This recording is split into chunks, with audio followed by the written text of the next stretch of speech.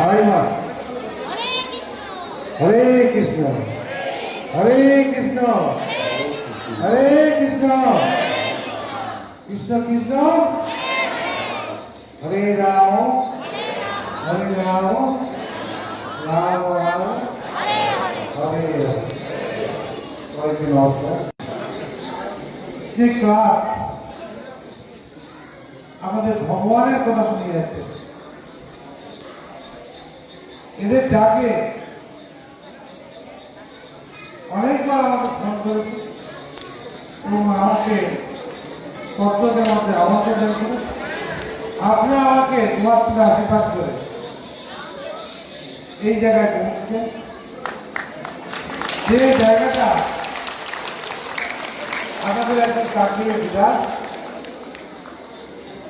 এবং তার সাথে সাথে পশ্চিমবঙ্গ সরকারের ভূমি ও ভূমি সংস্কার উদ্বাস্তু ত্রাণ এবং সুন্দরবন বিষয়ক মন্ত্রী, আপনাদের আশীর্বাদে কিন্তু আমি হতে পেরেছি। আপনাদের যদি আশীর্বাদ না থাকতো এই জায়গাতে আমি যেতে পারতাম।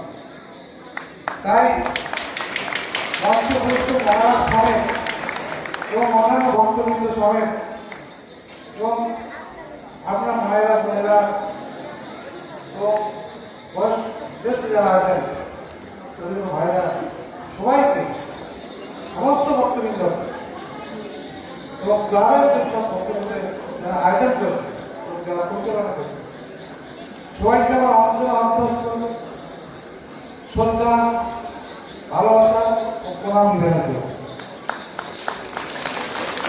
আজকে এই অনুষ্ঠানে আমি সময় করে আসতে পারার জন্য কিছু গর্বিত এবং আনন্দ মনে করি। না এলে হয়তো কিছু একটা গ্যাপ থেকে যেত। আপনাদের যে সম্পর্ক যে ক্লাব আমাকে আয়োজন করেছিল আমার কাছে আসতে পারেনি, না আসতে পারতাম এই গ্যাপটা কিন্তু পুরো হতো।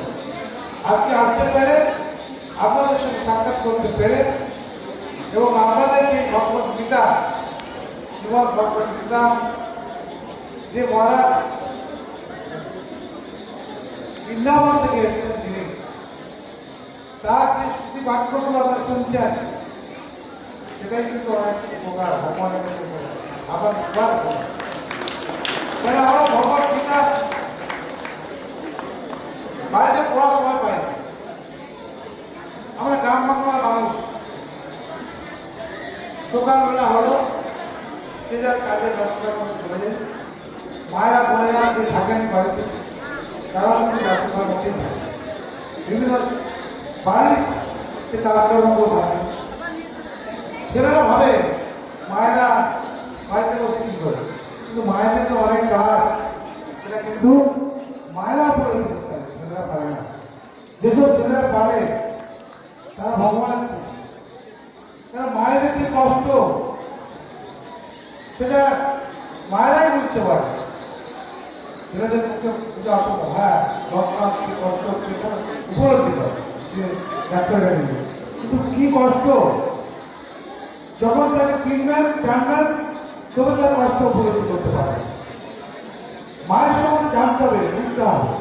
নিজের বাকে নিজের বাবাকে যদি দেবতার প্রণাম করেন, শ্রদ্ধা করেন, যেটা আজকে অনুষ্ঠানে এসে এই ভাগবত গীতার যে সূচিবাক্যগুলো শুনছেন, শুনে যাওয়ার পরে আপনার যদি আপনার বাবার পানের প্রতি আপনার যদি বাবার প্রতি শ্রদ্ধাভক্তি লাগেন, আমি ধন্যবাদ দেব।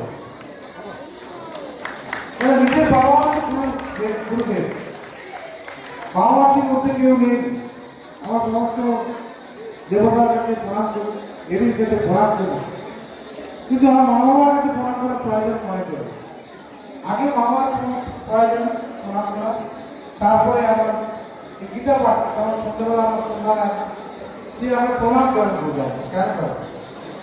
এই সনাতনী হিন্দুদের একটা কালচার, এই সনাতনী হিন্দুদের রক্ষা করতে করে এই ভারতবর্ষের মধ্যে আমাদের বসবাস করতে গেলে সবাই আমাকে ভগবানকে কৃষ্ণকে আমরা বিশ্বাস করি, সেরকম মা বাবার আমরা বিশ্বাস দেখি আমি রাস্তায় বেরোই, কোথাও শুভকামনা যাত্রায় বেরোই, মা বাবার উপরে কেউ নেই, এটাই আমার ধারণা এবং এটাই আমার চিন্তা।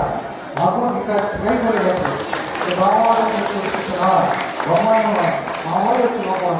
তাই যে গীতার মহারাজ আমাদের শোনাচ্ছেন এই বাক্যগুলো, আশা করবো আপনার মন দিয়ে পুরো সময়টা শুনবেন।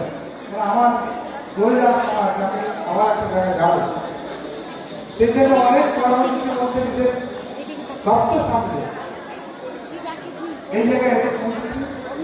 তিনটে জায়গায় প্রোগ্রাম করে আমার চেষ্টা করেছি আপনাদের আশীর্বাদ নিয়ে এবং সদস্যের আমি যেন সামনের দিকে এগিয়ে নিয়ে যাচ্ছি, আপনারা করতে পারেন এবং উন্নয়নের জন্য যারা পাঠিয়েছেন আপনাদের আশীর্বাদ নিয়ে সেটা করবো। আপনাদেরকে ক্ষুদ্র কথাগুলো বললাম, সবাই ভালো থাকবেন, সুস্থ থাকবেন, পরিবারকে সুস্থ রাখবেন।